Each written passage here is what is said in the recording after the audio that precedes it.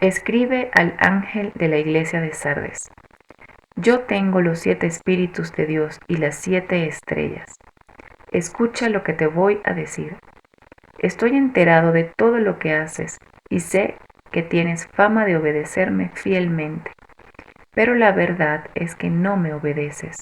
Así que levántate y esfuérzate por mejorar las cosas que aún haces bien, pero que estás a punto de no seguir haciendo, pues he visto que no obedeces a mi Dios. Acuérdate de todo lo que has aprendido acerca de Dios y vuelve a obedecerlo. Arrepiéntete. Si no lo haces, iré a castigarte cuando menos lo esperes. Llegaré a ti como el ladrón, que nunca sabes cuándo llegará a robar. Sin embargo, en Sardes hay algunas personas que no han hecho lo malo. Por eso, andarán conmigo vestidos con ropas blancas, símbolo de victoria y santidad, pues se lo merecen. A los que triunfen sobre las dificultades y mantengan su confianza en mí, los vestiré con ropas blancas y no borraré sus nombres del libro de la vida. Y los reconoceré delante de mi Padre y de los ángeles que le sirven. Si alguien tiene oídos, que ponga atención a lo que el Espíritu de Dios dice a las iglesias. Hubo un cómico mexicano que se llamó Cantinflas. Bueno, se llamaba Mario Moreno, pero su personaje era Cantinflas. De ahí se acuñó el término cantinflear, que no es otra cosa más que decir muchas cosas y no decir nada. Algunos sufrimos de ese problema, de cantinflear. Y llegó a ser tan famoso, y llegó a ser un personaje tan entrañable para México, que incluso lo caricaturizaron.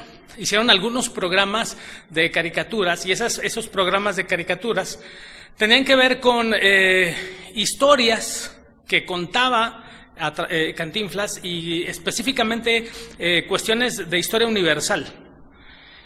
Y en alguno de los capítulos, y vívidamente, estamos hablando, muchachos, de una época donde el control remoto siempre era el hijo menor, que seguramente ustedes ni siquiera recuerdan y ni siquiera conocen.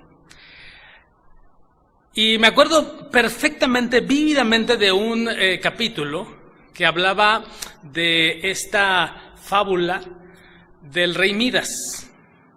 Seguramente si tienes ahí cerca a tu abuelito o a tu papá, que sea por lo menos un poco mayor que yo, podrá recordar esa historia. Y no sé si existe en YouTube estos programas. Sería interesante ver si todavía están ahí. Y me acuerdo perfectamente de este programa sobre el rey Midas. Lo pintaban como un hombre gordito, con una nariz enorme, muy prominente, y saltando por todos lados porque los dioses le habían dado la facultad de que todo lo que tocara se volviera oro. Y ahí iba, ¿no? Saltando por todos lados, y tocaba fruta, y tocaba árboles, y todo lo que tocaba, absolutamente todo se convertía en oro, y era una enorme alegría. Cuando nosotros vamos al texto bíblico en el capítulo 3 de Apocalipsis y hablamos sobre la iglesia de Sardis, estamos ante una iglesia que tuvo un rey que no tenía nada que ver con esta mitología, pero tuvo un rey que se llamó Creso. Y Creso era un hombre que podía ser comparado a este personaje de la mitología. Prácticamente todo lo que tocaba se volvía oro. De hecho, Sardis es de las 7 ciudades y de las 7 iglesias de las cuales se habla en el libro de Apocalipsis. De estas 7 iglesias, Sardis era la más extraordinaria. Era la más grande, la más imponente, la más majestuosa, pero además era la que tenía la mayor riqueza. De hecho, arqueológicamente se sabe que en Sardis se acuñaron las primeras monedas. No fue China, no fue India, sino realmente fue Sardis. Y la aleación era entre oro y plata, porque la riqueza abundaba en Sardis. Estamos hablando de una época anterior a Jesucristo. Prácticamente 180 años antes de Jesucristo es que Creso vivió.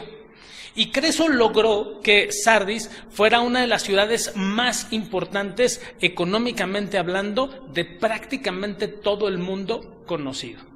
Y esto era porque Sardis es una ciudad que estaba en un monte y que tenía una cosa que era lo que lo hacía privilegiado. Y era que para la ciudad de Sardis llegaban 5 caminos. Si alguno de ustedes se preguntó, por ejemplo, que en la Ciudad de México tenemos un lugar que se llama Cuatro Caminos, la respuesta de por qué se llama Cuatro Caminos es porque en esa bifurcación hay 4 caminos, justamente. Y en la ciudad de Sardis eran 5 caminos. Y esos 5 caminos, para poder seguir transitando, tenían que pasar necesariamente por Sardis. Porque Sardis era una ciudad que estaba en una montaña, pero prácticamente tenía 2 acantilados a los 2 lados. Acantilados que prácticamente no existía la posibilidad de poder transitar por ellos. Así que para pasar de un punto a otro, tenían que pasar necesariamente por Sardis. Creso fue un hombre sumamente inteligente y logró que esa circunstancia favoreciera abundantemente a Sardis, y entonces el comercio era fundamentalmente su trabajo.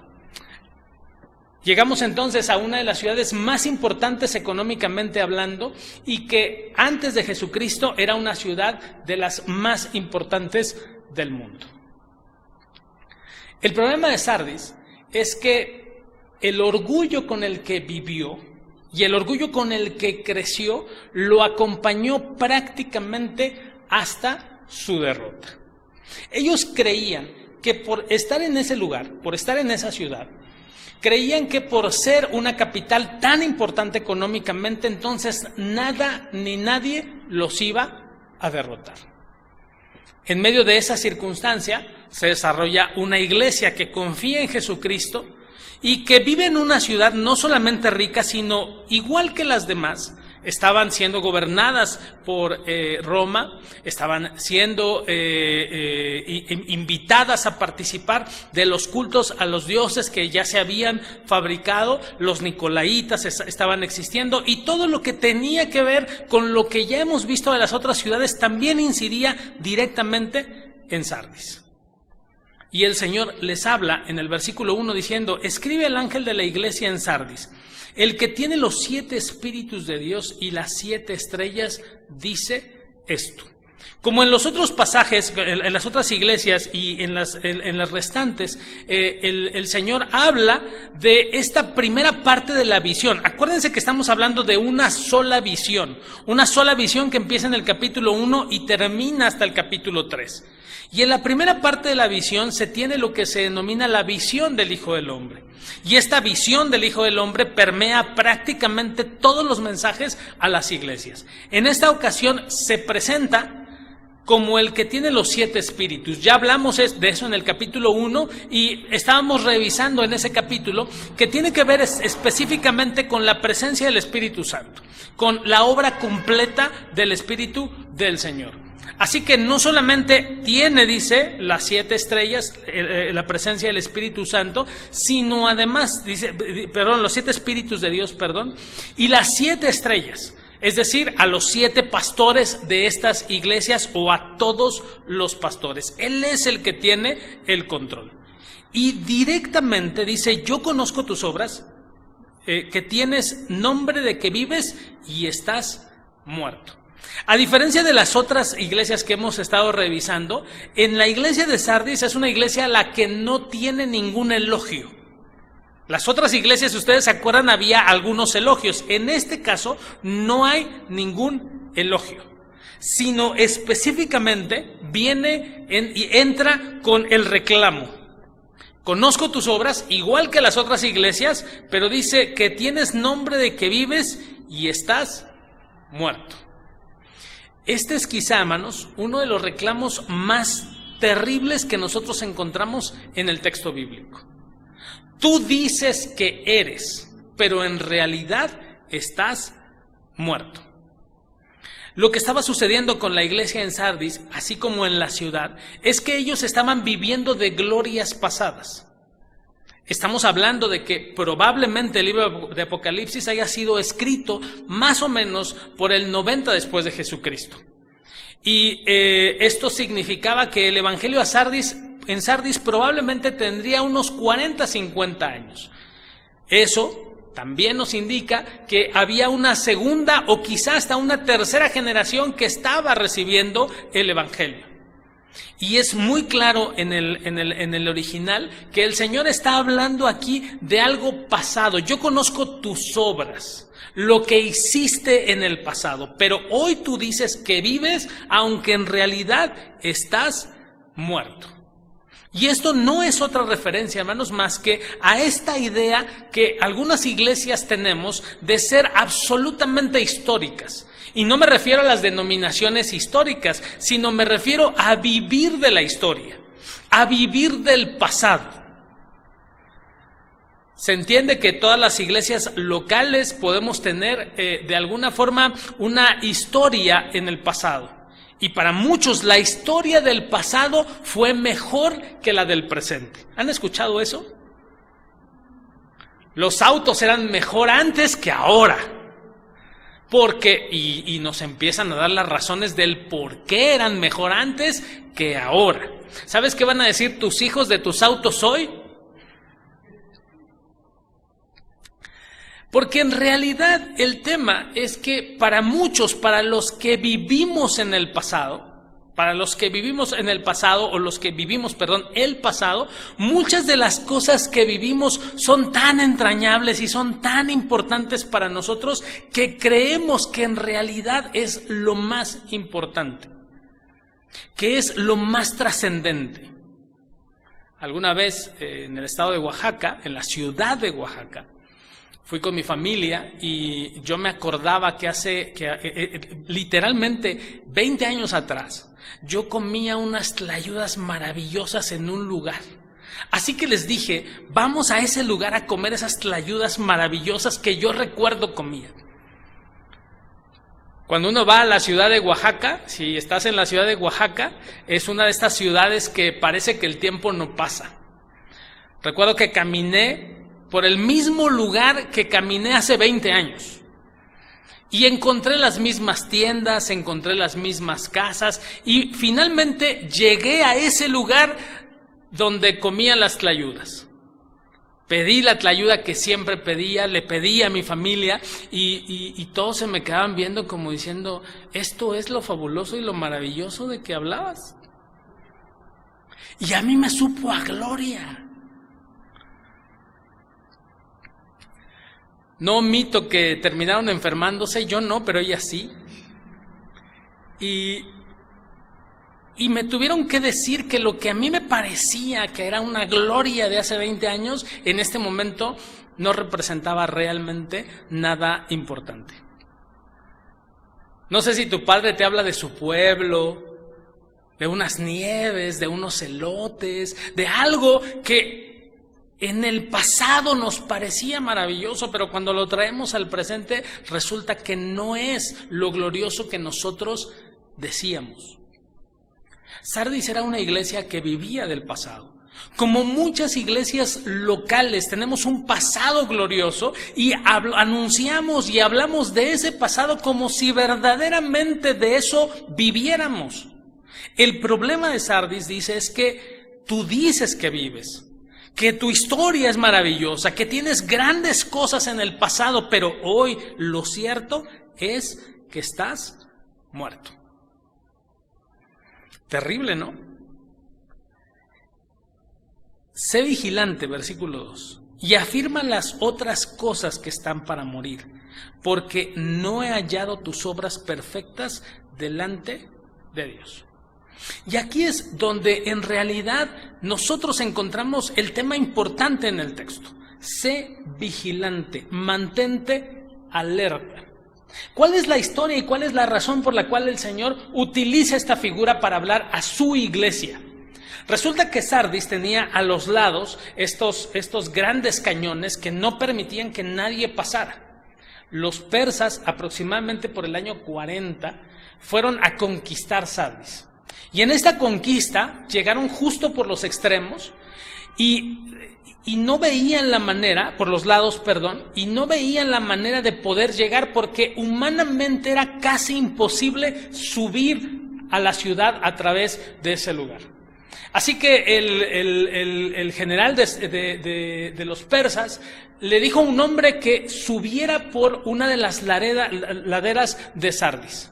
Este hombre fue, y la historia cuenta, que uno de los guerreros, uno de los vigilantes de Sardis, se le cayó algo. La historia dice que a uno se le cayó una manzana, que se le cayó un arma, no sabemos qué se le cayó. Lo cierto es que se le cayó y entonces empezó a descender, desde la entrada de Sardis, empezó a descender y recogió eso que se le había caído. Este soldado persa se dio cuenta, percibió lo que había pasado y entonces empezó su incursión por subir hasta la puerta de Sardis. Como los soldados en ese momento y todos los vigilantes de Sardis sabían que la única manera de entrar a la ciudad de los 5 caminos que provenían era a través de la puerta principal de Sardis, ellos finalmente se descuidaron. Ellos no cuidaban nada porque sabían que cualquier cosa que viniera, cualquier persona, cualquier ejército, tenía que pasar por ahí. Así que ellos no estaban vigilando. Este hombre comenzó a escalar, de tal forma que logró subir a la puerta de Sardis. ¿Saben cuántas personas derrotaron a Sardis? Una sola. Subió, abrió la puerta y entonces el ejército persa entró y la ciudad quedó devastada. A partir de ese momento, los otros ejércitos se percataron que Sardis era y podía ser vulnerada. Los romanos más adelante los conquistaron y ahí va la historia. Una historia en la cual, por no estar alertas, solamente un solo hombre derrotó a esta ciudad. Así que por eso el Señor, utilizando esta imagen de la iglesia de la ciudad de Sardis, le habla a la iglesia y le dice: sé vigilante, mantente atento, porque parece que solamente una cosa, la que tú menos imagines, te puede derrotar. Y dice, y afirma las otras cosas que están por morir. Es evidente por el texto que no todo estaba mal, que había algunas cuantas personas que estaban siendo fieles. Y aquí es donde está la diferencia que llama el Señor a Sardis. No se trata de estar, sino se trata de estar y ser fiel. No se trata de una membresía nominal, sino se trata fundamentalmente de permanecer fiel. Ahorita vamos a hablar del tema de la membresía nominal, pero aquí específicamente dice, hay algunas otras personas que están ahí que aún no están muertas. Parecía entonces que esta iglesia estaba muerta y si les tomaban los signos vitales, había algunos que aún estaban vivos, que aún leve, muy bajito, tenían los signos vitales. Así que a estos que tenían los signos vitales, que aún no estaban muertos, dice el texto, afírmalos, porque si no lo haces, estarán por morir. No he hallado, dice el texto, tus obras perfectas delante de Dios. Todas las iglesias, hermanos, en este caso las iglesias que tenemos en el libro de Apocalipsis y todas las iglesias locales que representamos nosotros, estamos seguros que si nos dicen que no ha hallado todas las cosas perfectas, estaríamos seguros que así es. Pero lo único que el Señor está diciendo aquí es que lo que no encuentra perfecto es la fidelidad de esta iglesia. Una iglesia que ha sido importante, una iglesia que tiene una historia importante y sin embargo en este momento específico prácticamente está moribunda. Algunos, bajo las circunstancias que hoy vivimos, daban a la iglesia por muerta, daban a la iglesia porque finalmente se iba a acabar y sin embargo resulta que en este tiempo, en este momento, la iglesia no solo no se ha terminado, sino que ha tomado un segundo aire, ha tomado una fuerza importante. Hace un rato hablaba con unas personas en sana distancia, por supuesto, y me decían, es que, hermano, lo que ha sucedido ahora es que vemos el culto de puerta, vemos el culto de otra iglesia, y en la semana vemos otra y otra. Bueno, en alguna conversación por ahí que tuve, decía que no podemos los pastores ser ilusos y pensar que las iglesias solamente ven nuestro contenido. Eso no es verdad. Bueno, de hecho, ni siquiera cuando era presencial, la gente venía solo a nuestra iglesia. Yo he sabido de gente que va a su iglesia y termina a una cierta hora y le alcanza el tiempo para ir a otra iglesia. Eso lo he sabido en algún momento. No en esta iglesia, en otra. En otras me han dicho. Pero en esta no. De hecho, nuestra iglesia local solamente ve este contenido, no ve otra cosa, ¿no?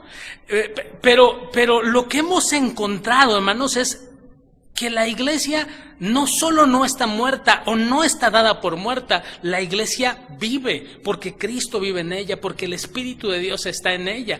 Pero esta iglesia de Sardis es una iglesia que dice el texto prácticamente sus signos vitales ya se están acabando y hay que darle primeros auxilios para despertarla, para reavivarla, porque si no, entonces va a seguir creyendo que por el pasado que tenía, entonces en este presente está bien. Alguno pensará que porque en el pasado pesaba 50 kilos, en este presente seguiría pesando 50 kilos. Eso sería absurdo completamente. El Señor habla de una iglesia que tiene que mantenerse viva permanentemente, vigente en todo momento. Una iglesia que tiene que seguir avanzando y que tiene que seguir proclamando el Evangelio, no por lo que pasó, sino por lo que sigue pasando en medio de la iglesia. Acuérdate, dice el versículo 3, pues de lo que has recibido y oído, y guárdalo, y arrepiéntete, pues si no velas, vendré sobre ti como ladrón, y no sabrás a qué hora vendré sobre ti.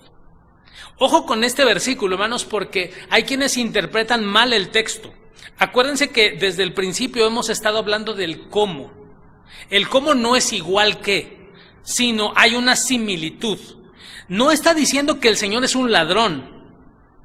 Está diciendo que vendrá como lo hacen los ladrones. Así como este hombre subió la colina, así como abrió la puerta, así en ese momento en el cual nadie se imaginaba que eso iba a pasar porque no estaban velando, así igual dice, vendrá el Señor.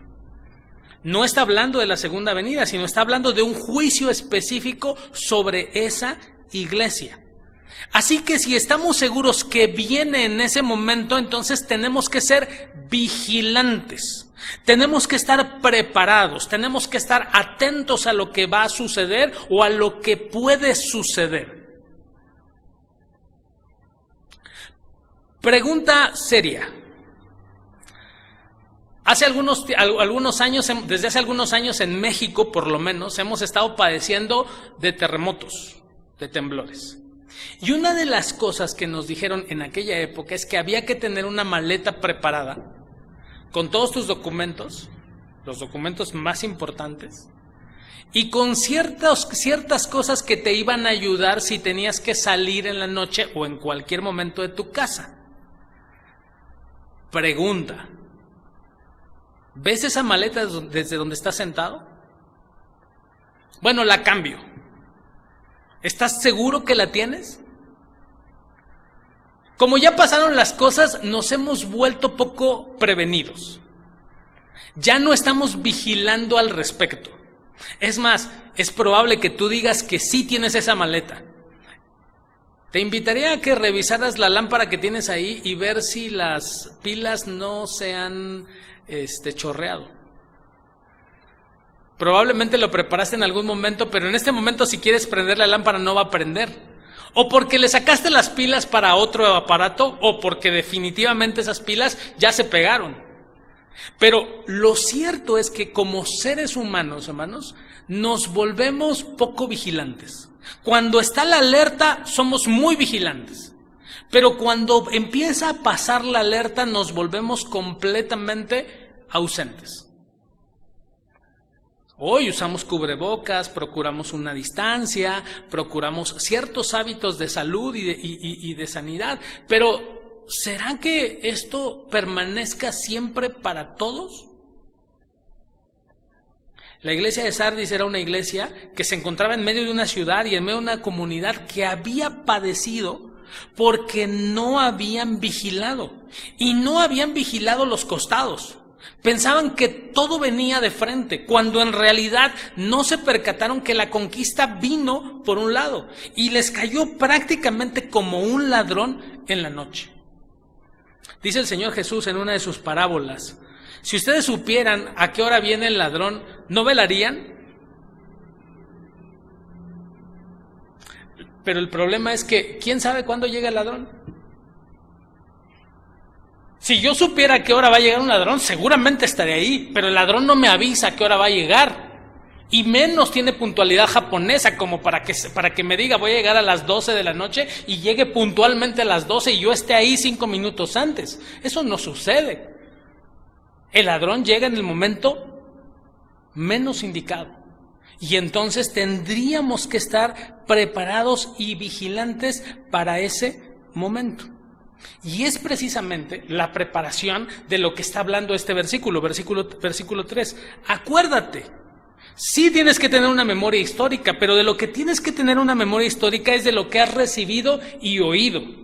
No tu memoria histórica es de tus glorias pasadas o de las glorias pasadas de alguien más, sino es de lo que has oído, de lo que has recibido. Y esto tiene que ver específicamente con el mensaje del Evangelio. Pero además guárdalo, dice.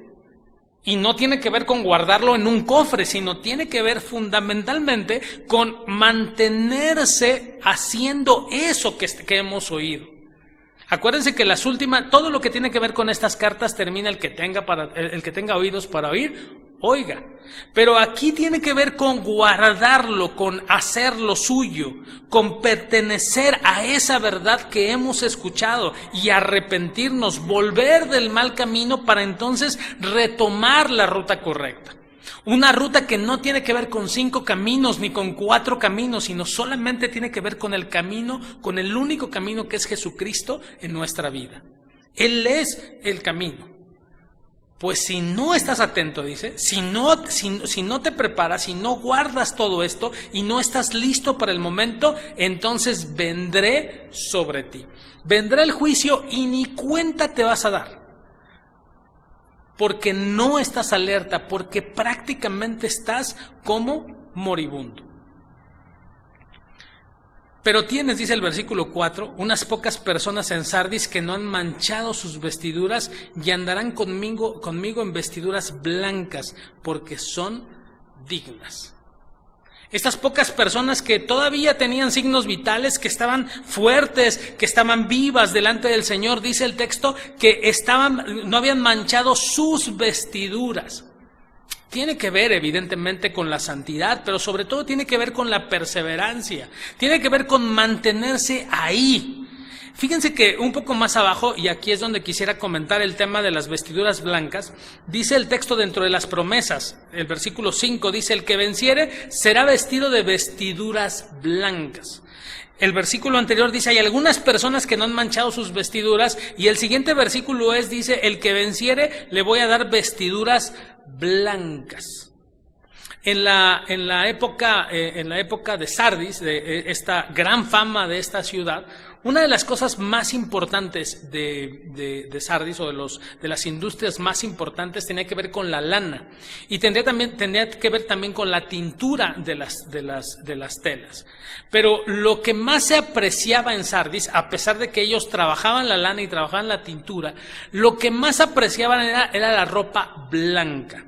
¿Se acuerdan ustedes que en el Evangelio de Marcos, hablando del momento de la transfiguración, dice el texto que las ropas de Jesús estaban tan blancas que ningún lavador, dice el Evangelio de Marcos, podría lograr esa blancura? Hay algunos que lo enseñan diciendo que ninguna lejía también, lo traducen como ninguna lejía. Hoy hablaríamos de ningún blanqueador, ni el Vanish, hermanos, dejaría tan blanco eso, ¿no? Era tan blanco. Y las fiestas solemnes en Sardis eran fiestas tan importantes que la gente vestía de blanco. La competencia, hablando de las telas, era a ver quién tenía la ropa más blanca. Ese era el chiste. Entonces, las fiestas y las cosas importantes y las personas importantes vestían de blanco. Así que dice el texto, hay algunas personas dentro de ti que se mantienen vivas, y se mantienen tan vivas que no han manchado sus ropas. Se han puesto algo blanco, así nuevo, blanco, y de repente se les cae la pasta cuando se lavan los dientes. Es terrible la mancha de pasta ahí, en la ropa blanca.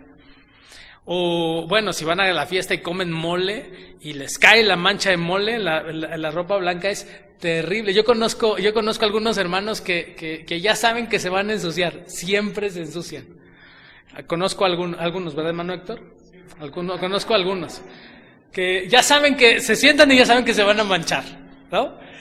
Dice el Señor, si vences, si permaneces fiel hasta el final, entonces yo les voy a dar, dice, vestiduras blancas, que tienen que ver, sí, con la santidad, pero también tienen que ver con esta presencia espiritual de que el Señor está hablando. Y luego dice una cosa que puede ser debate absoluto. Y no borraré, dice, su nombre del libro de la vida. Y aquí, evidentemente, algunos van a decir, no, que la salvación no se perdía, no, que no se perdía. Y este es un problema en el texto para muchos, hablando doctrinalmente. Sin embargo, realmente no es un problema. Para la época en la que se escriben estas visiones, el asunto de borrar el nombre tenía que ver con dos cosas fundamentales. Uno, con ciudadanos que se habían comportado mal, que eran ladrones, que eran delincuentes, y que la forma en la que se demostraba el repudio hacia esas personas por lo que habían hecho era borrar su nombre del libro de ciudadanía. O sea, el INE borraba tu nombre, ¿no? Y entonces ya no eras más ciudadano. Esa era una posibilidad. Pero la otra posibilidad es que descubrían personas que se habían infiltrado como ciudadanos. Y entonces se habían infiltrado como ciudadanos, y cuando descubrían que eran infiltrados, simple y sencillamente borraban su nombre. Así que eran ciudadanos nominales. Por eso dice el texto, al que no venciere, al que no haga lo que tiene que hacer, borraré su nombre del libro de la vida. Y es una figura a esto que tiene que ver con aquellos que se han infiltrado, o aquellos que definitivamente por su conducta, por todo lo que ha sucedido, demuestran que no son dignos ciudadanos del reino. Ahora bien, las iglesias locales tenemos miembros nominales. La Iglesia Presbiteriana, la Iglesia Nacional Presbiteriana de México, tiene una constitución que decía que una persona, si dejaba de asistir un año a la iglesia, al templo, iba a dejar de ser miembro. Después se corrigió porque había personas que iban solamente en Navidad, y entonces en Navidad volvían a renovar su pertenencia nominal a la iglesia. Y entonces dijeron, no, vamos a terminarlo y vamos a hacerlo en 6 meses. Así que todas las personas que en 6 meses no asistan al templo, entonces serán borrados de la lista. Tengo un asunto para ustedes que plantearles. Llevamos 4 meses de pandemia. 4 meses y medio. Si las cosas siguen así, podemos llegar a 6 meses de no asistir al templo. Luego entonces vamos a perder nuestra membresía de la Iglesia Nacional Presbiteriana de México. No tengo la respuesta, Por eso les dije, les voy a plantear un problema. Porque entonces a lo mejor tendríamos que estar urgidos de venir antes de que se cumplan los 6 meses. Dicen los hermanos que cantan en el grupo que ellos ya cumplieron. Los ancianos que dirigen dicen, nosotros ya llegamos. Pero, ¿qué es lo que está planteando realmente el texto? Lo que está planteando el texto, hermanos, es que este asunto nominal no es en realidad lo que más importa. No es que tu nombre esté escrito en los libros de la membresía de una iglesia, sino que tu fidelidad te lleve a mantenerte en la presencia del Señor. En estos contados que el Señor ha salvado y que en su misericordia nos hará perseverar hasta el fin. No somos aquellos elegidos los que vamos a ser borrados del libro de la vida, sino son aquellos que aparentan ser parte de la iglesia. Aquellos que verdaderamente, si les tomamos los signos vitales espirituales, no existen signos vitales. No existe la posibilidad. Hace un rato la hermana que nos ayuda con los signos vitales y específicamente con la temperatura, le tomó la temperatura a un muñeco. ¿Y saben qué dijo el aparatito? Que estaba muerto. No hay signos vitales. Aquel que no ha reconocido al Señor, hermanos, le ponemos el termómetro y no hay signos vitales, está muerto. Porque verdaderamente no ha reconocido al Señor. Que sea parte de una gran iglesia, que tiene una gran historia, que tiene un enorme pasado, no significa que eres creyente, no significa que verdaderamente eres parte de la iglesia del Señor.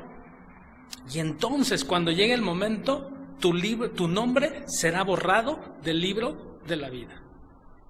Por lo tanto, dice el texto, sé vigilante y afirma todas las cosas y mantente fiel en el Señor.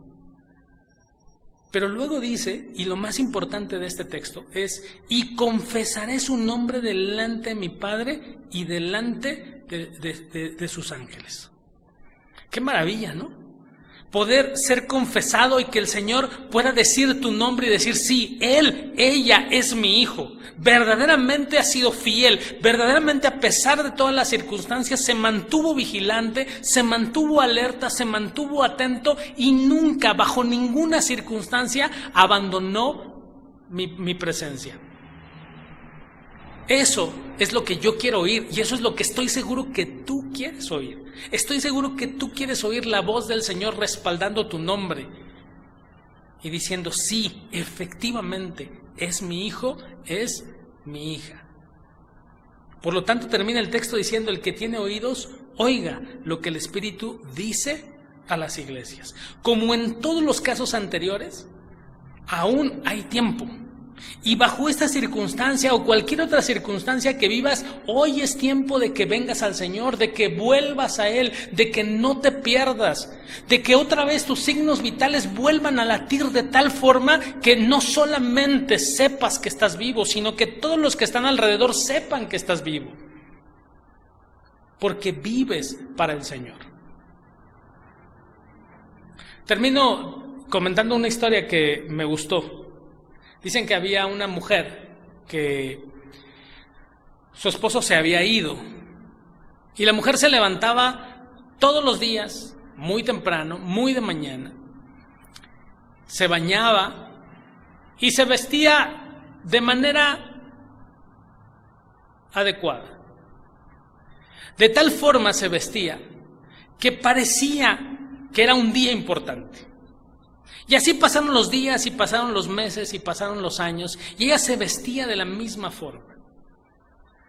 Hasta que una amiga se le acercó y le dijo, oye, deberías algún día darle descanso a tu cuerpo y dejar esas zapatillas y esos vestidos y dejar de maquillarte y dejar de peinarte y usar una ropa más cómoda. No pasa nada si un día estás en tu casa con ropa cómoda. Algo así como en esta pandemia todos nos levantamos, ¿no? Todos los días con ropa cómoda. Y esta mujer se vestía de gala. Y entonces la mujer dijo, se le quedó viendo a esta mujer y le dijo, ¿sabes que mi marido se fue? Sí, por eso te lo digo, porque sé que tu marido se fue. Pero ¿sabes que mi marido es marinero? Ah, no sabía que es marinero. Sí, mi marido es marinero. ¿Y sabes que en cualquier momento llegará por ese puerto? y llegará a buscar a su esposa y que su esposa lo va a esperar así, vestida de gala, porque está esperando el momento en el que llegue su marido.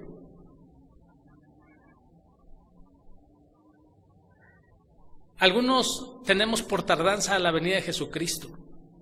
Y entonces tomamos los tenis, tomamos el pants, tomamos distancia espiritual porque nuestro Señor ha tardado. Pero lo que el texto nos enseña es que en cualquier momento el Señor puede venir por nosotros. Y en ese momento tiene que encontrar una iglesia fuerte, sana, vestida, lista para la boda. Porque el día que Jesucristo venga, ese día va a desposar a su iglesia. No hay tiempo, hermanos. No existe la posibilidad en este ni en ningún tiempo de bajar la guardia, de no estar alertas, de no estar atentos a lo que pasa y espiritualmente listos. Es tiempo, amados hermanos, de estar alertas espirituales en todo momento, porque en cualquier circunstancia, en cualquier momento, nuestro Señor viene por nosotros y Él espera una iglesia lista y preparada. Atentos, el Señor viene pronto. Que el Señor nos siga bendiciendo.